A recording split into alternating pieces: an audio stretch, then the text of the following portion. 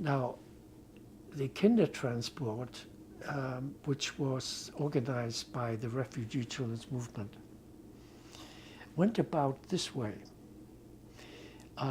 Right after Kristallnacht,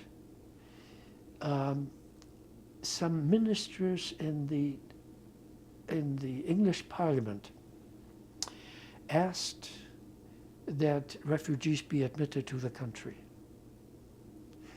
And after a lot of wrangling, a law was passed that they would accept refugee children, provided they won't be burdened to the government and provided they are temporary only.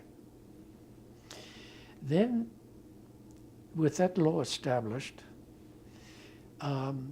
these good people went about collecting names of families that would be foster parents to the children,